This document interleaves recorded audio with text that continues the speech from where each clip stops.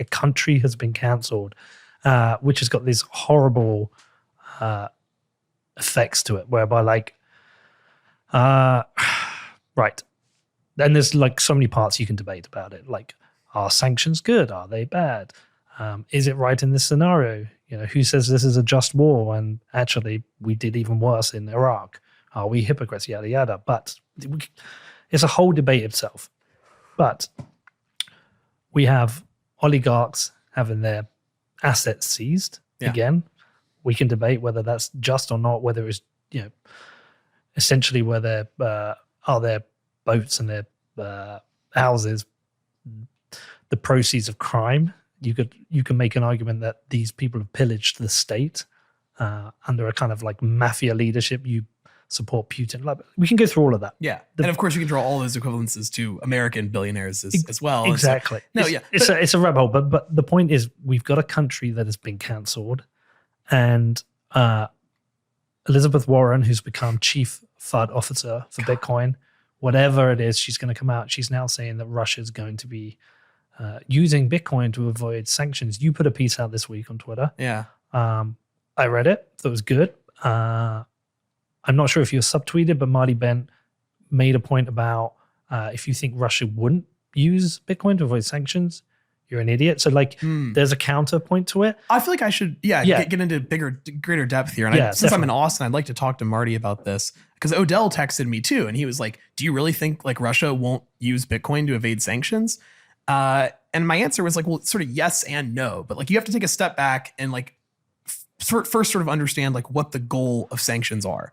In this instance, sanctions are designed to cut off Russia's economy from the rest of the world, A, and B, to punish Putin and his cronies. So in other words, to keep capital from coming in and to keep certain capital from leaving. When Elizabeth Warren says that Bitcoin and cryptocurrency are going to be used by Russia to evade sanctions, it's important that we bifurcate like what that means. Like, will Bitcoin allow some Russian oligarchs to get money out of the country? Absolutely. That being said, it's probably going to have to be money that they had in offshore accounts that weren't tied to their actual identity. Yeah, absolutely. It's also going to help the 144 million people that live there. It's the only way for them to get their money out of a currency that's collapsing. So it's like when Elizabeth Warren says we should ban cryptocurrency from all Russians, what she is looking at her constituents with a straight face and saying is that 140 million people deserve to have all of their money taken away just so that we can make sure a few billionaires don't get some of their money out of Russia. And that actually is one of the most just anti-empathetic, anti-humanitarian. I mean, it's nuts. Well, the people they're trying to punish are the ones who'll be able to, they'll be fine anyway. Right. But to Odell's point, to Marty's point, I do not think that Bitcoin is going to be the tool, at least now, that Russia, for example, denominates its exports in. And this is sort of in the infographic, and there's a lot of reasons like why. I think the most easy to understand reason is that sanctions are enforced on the social layer as much, if not more, than they're enforced on the rails layer, right? These sanctions apply. It doesn't matter whether you're sort of paying for things in seashells or in Bitcoin or in Mickey Mantle trading cards. You are not allowed to transact with Russia. So you're not going to transact with Russia if you are worried about inspiring the ire of the West. You are going to transact with Russia if you don't care.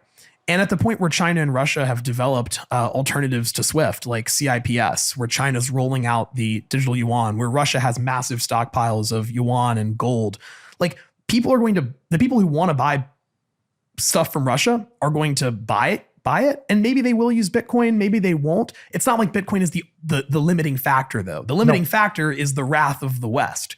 And so, no, I don't think that Bitcoin is going to, and then you can get kind of the technicals of it, right? Russia does $440 billion of exports a year. So daily, that's like $1.2, $1.3 billion.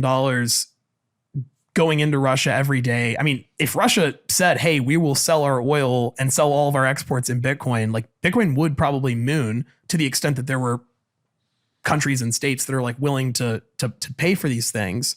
But yeah, I think, even the US Treasury came out and they sort of said the same thing. So it is crazy. Like Elizabeth Warren is really, really showing her colors here. Like I was a long holdout on her because I was like, this environmental stuff is, if you don't know anything about Bitcoin, very persuasive, right?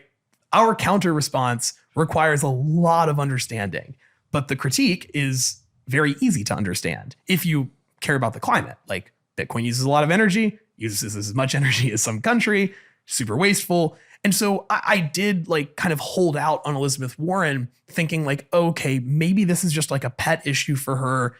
And to be fair, if she hasn't engaged with like high quality information about Bitcoin, whatever. But now, I mean, it's become, she wrote a letter to Treasury telling them that they need to take a closer look at the role that Bitcoin's going to have in undermining sanctions after Treasury was like, yeah, we're not that worried about this. and if anything, I would say that Bitcoin in some ways makes US sanctions better. The reason why is that a large goal of sanctions are to decouple an autocrat or a tyrant from their population, to create like suffering, so that people no longer want that leader in charge. When does that ever work? Well, yeah, empirically sanctions have failed like 95% of the time. And yeah, saying I'd like to get into that in a second, but the point here is that if you do sanctions in a way that punish everyday Russians, you are going to do the exact opposite. You are going to give Putin something to rally behind. He's going to be able to point to all of the suffering that's going on and say, this isn't my fault. This is the West's fault. And so rather than having the intended effect of decoupling a population from its leader, if sanctions are done so punitively, like in this instance, not allowing everyday Russians to take their money out of rubles and put it into Bitcoin or put it into dollars or whatever they want to put it in, I can guarantee you that it's going to not only be a humanitarian crisis, but even if you are, pro-sanctions, pro-America, and you want sanctions to be as effective as possible, you probably want Bitcoin to exist. And I'm not just saying this. This is like a core stated tenet of US sanctions policy, is that they need to be done or should be done in a way that avoids the appearance of just kind of undue suffering, like deliberately causing undue suffering to the average person. So Elizabeth Warren is simultaneously advocating for the creation of one of the worst humanitarian crises we'll ever see and advocating for making sanctions less effective, all because what? She wants to keep some billionaires from getting... No, she just hates Bitcoin and is just like a liar. Like at this point, I volunteered on her campaign, like when I was in high school. Like I think Elizabeth Warren's bright, and there are things that I agree with. She was really prescient about pointing out some of the ways that our financial system is just rigged and stupid. I know, she should understand Bitcoin. But now with this, it is like appalling to watch Elizabeth Warren and progressives openly and proudly call for the mass suffering of everyday Russians by banning cryptocurrency. And yeah, there is no room there's no excuse, right? Treasury has come out and said, yeah, we're just not that worried about Bitcoin facilitating the evasion of sanctions. So yeah, to Marty's point, I think like where he's probably coming at it is saying like, look, you're an idiot. Bitcoin, this is the whole point of Bitcoin. Bitcoin doesn't give a fuck what you do.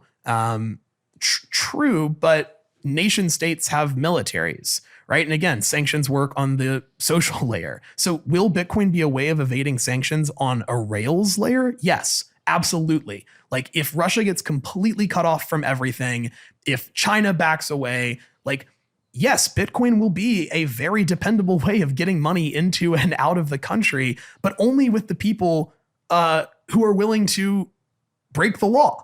Only with the people who are willing to violate the stated policy of the people that have the monopoly on violence. And we know who that will be. Exactly. So I don't think that Bitcoin is a means of like nation state level evasion of sanctions, because it's the social layer that's what makes sanctions work. It's not just cutting people off from those tools.